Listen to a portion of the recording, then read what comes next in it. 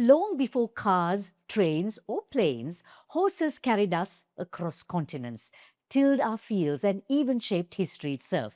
That's why the UN declared July the 11th World Horse Day in 2025 to honor their extraordinary role. Today, there are 61 million horses worldwide, and in Mongolia, they actually outnumber people. From holding water for 600 million livelihoods to racing as athletes and healing as therapists, horses remain humanity's oldest companions. Welcome to Kaleidoscope with me, Savitri Rodrigo, where we bring you stories that matter.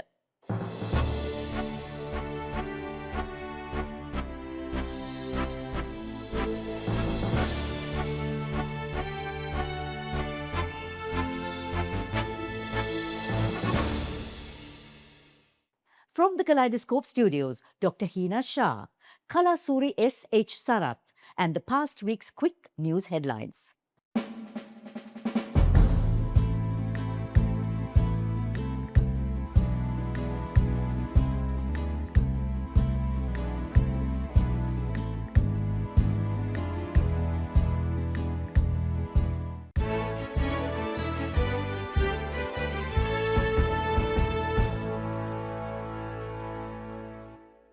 5 decades of S. H. Sarath's works unfolded at the ITC Ratndeepa's Welcome Gallery recently. Soori S. H. Sarath's journey that began in Sunday markets and now echoes in London, Paris, Havana, Seoul, Tokyo, Australia, UNICEF and the UN in New York and Geneva.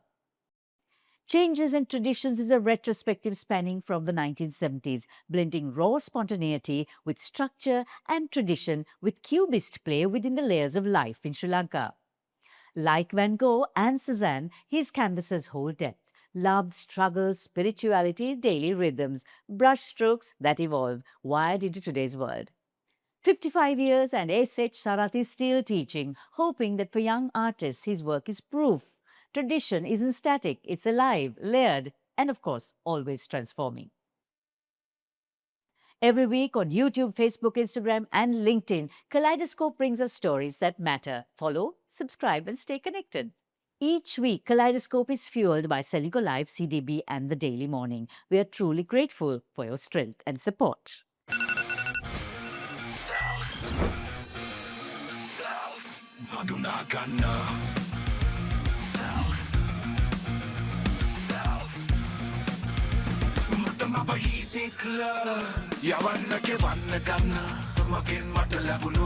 Cool appetizer. Introducing CDB Self, the digital wallet that makes life easy.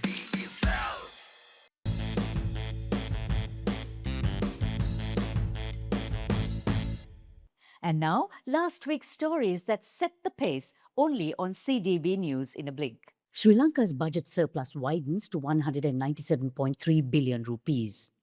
Sri Lanka's worker remittance inflows increased 9.3% year-on-year to $695 million. Private sector credit rebounds in May, surpassing 11 trillion rupees. Sri Lanka tourism earnings fall 12% in the first half of the year to $1.51 billion. Sri Lanka's official reserve assets declined by 6.9% in June, with gross reserves falling to $6.45 billion. Markets on the move, your weekly snapshot of the shifts that matter. The old share price index at the Colombo Stock Exchange remained flat, with little investor interest and extremely low daily turnover levels. Oil prices rose by 2% this week, with WTI trading at above $80 per barrel on renewed hostilities between the US and Iran, resulting in the closure of the Strait of Hormuz.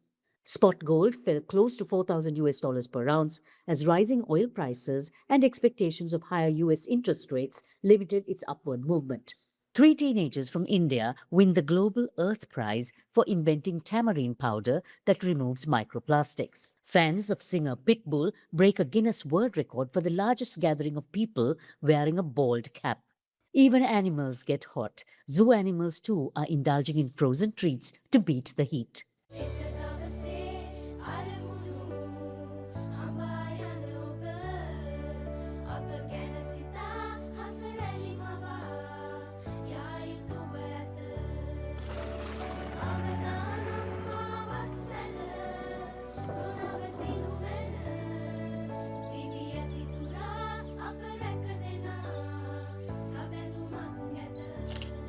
focus on your goals. We will take care of the risks. SriLanka Life.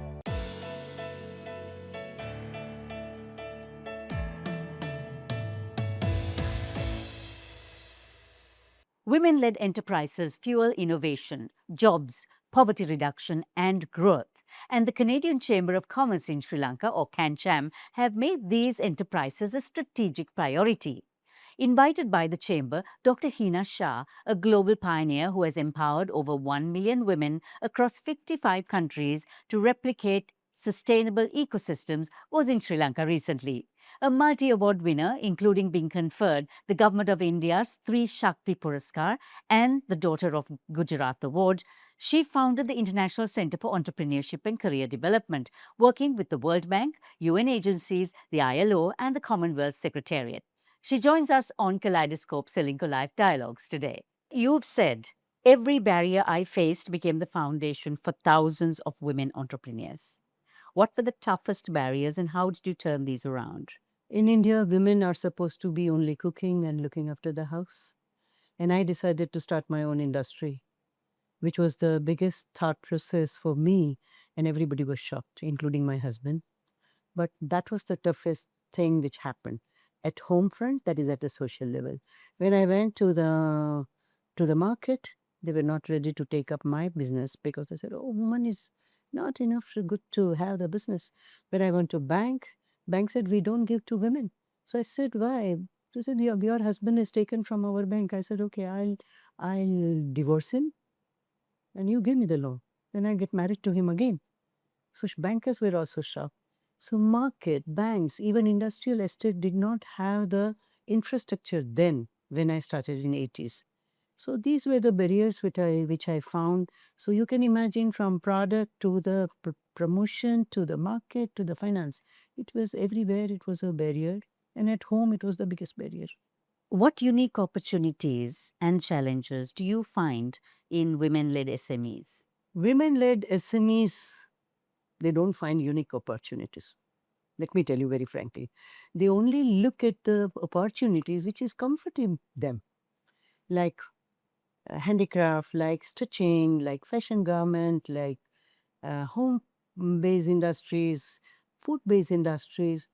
Their thought process doesn't go to the non-traditional demand-driven industries that they do not understand. Why? Because they do not have the knowledge of feasibility studies, what is market, what is finance, what is the requirement of the people, how to find out the demand of the product, etc. So therefore, women do not go for the unique opportunity. They go for the opportunities which they find it comfortable. Then the woman who is much more networking kind and who can have facilities and support from the family, they do good businesses. But generally, women don't go for that. However, I would like to say if we facilitate women, if we expose them with the technology, if we give them the business ideas of different sectors, they can go into electronics, they can go into the mechanical industries, they can go into rubber industries, they can go into the plastic industries, they can go into the IT industry. There is a name, and you can imagine that woman is doing. Are there any specific case studies that you can talk to us about where the true empowerment has actually gone beyond the numbers? We have got the villages where all the women are entrepreneurs, all the families are entrepreneurial. They go for agri entrepreneurship as well as the industrial entrepreneurship. We have got areas where we have got large number of women. They have become the very strong supplier of the dairy, the milk and the milk products and all. So I would say that where we have been able to make the good network and focused on a large supply of the product, they have become very, very successful. So, Kancham in Sri Lanka is launching its 5-year strategy. What is your vision for women's empowerment, economic empowerment, say in the next decade or so? I feel next decade is going to be very much aware about it. Like in the Canadian Chamber is a leading organization which is facilitating that, and that is one very, very good event is taking place. I would say that now the supporting system, like Canadian High Commission, Canadian Chamber of Commerce, or the bankers, or the technical people, or the technology centers, really need to look into the product which has got the demand in the market. Most of the time they do the product which is possible to do it, but demand-based product has to be identified. Chamber can do it very well, that role, because Canadian Chamber can facilitate, Canadian office in other countries, and they can facilitate women to help them to identify the demand-based product. So Sri Lankan women can go there, invest there, establish there, and help facilitate that. So that's Kaleidoscope this week with stories that matter. Until next week.